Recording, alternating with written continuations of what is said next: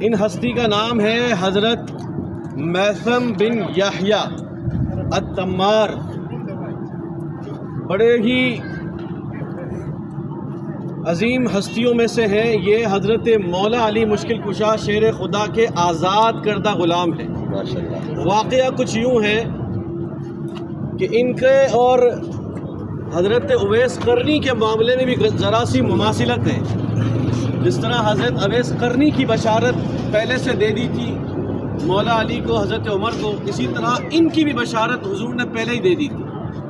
واقعہ کچھ یوں ہوا تھا کہ آپ کئی جگہ سے بکتے کوفے کے بازار میں آئے، اور اس وقت خلیفہ وقت امیر المؤمنین حضرت مولا علی تھے۔ حضرت مولا علی اپنے کچھ مصاحب اصحاب کے ساتھ بازار میں آئے تو وہ یہاں میثم جو ہے وہ بکنے کے لیے وہاں پر موجود تھے۔ آپ نے ان کا نام پوچھا تو حضرت میثم نے فرمایا میرا نام ابو سالم ہے۔ کہا نہیں، تو وہ نام بتا جو تیری ماں نے تیرا نام رکھا تھا۔ اب حیران ہو گئے کہ یہ نام تو صرف مجھے ہی پتا ہے اور کس کو پتا ہے؟ کہا نہیں میرا نام یہی ہے۔ کہا نہیں تیرا نام یہ نہیں ہے، مجھے پہلے ہی میرے آقا دو جہاں صلی اللہ علیہ وسلم نے بتا دیا تھا کہ ایک غلام تو خریدے گا کوفہ میں جو تیرا اتنا بڑا عاشق ہوگا کہ تیرے نام پر وہ قربان ہو جائے گا، اور اس کا نام میثم ہوگا۔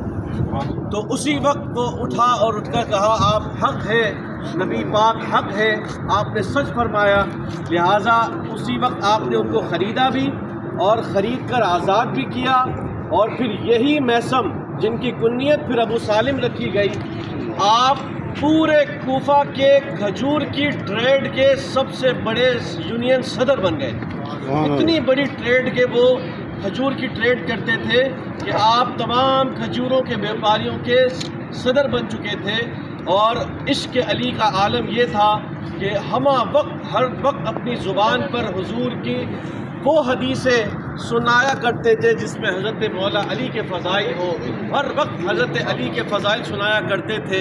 پھر وقت بدلا، دور بدلا، ایک ایسا ظالم بادشاہ آیا کہ جس نے یہ سنا کہ یہ مولا علی کی بہت زیادہ مدح و سرائی کرتا ہے، تو آپ کو حضرت میثم تمار آپ کو اس جرم کی پاداش میں کہ یہ اتنے فضائل کیوں بیان کرتا ہے، ایک درخت پر باندھا گیا۔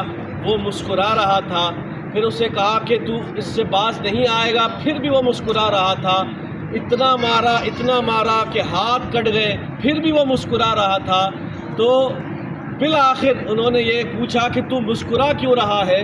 کہا کہ مجھے میرے مولا علی نے ایک وقت راستے سے گزرتے ہوئے اس درخت کا مجھے بتا دیا تھا کہ اس درخت سے میثم تجھے باندھ کر اتنا مارا جائے گا کہ تو شہید ہو جائے گا۔ تو میں تو اس مولا علی کی اس روایت کی حقانیت پر مسکرا رہا ہوں کہ میرا وقت شہادت قریب آ چکا ہے۔ اور پھر یہ بھی بتایا کہ مجھے تو مولا علی نے یہ کہا تھا تم نے تو ابھی ہاتھ کاٹے ہیں، ابھی تو میری زبان کٹنا باقی ہے۔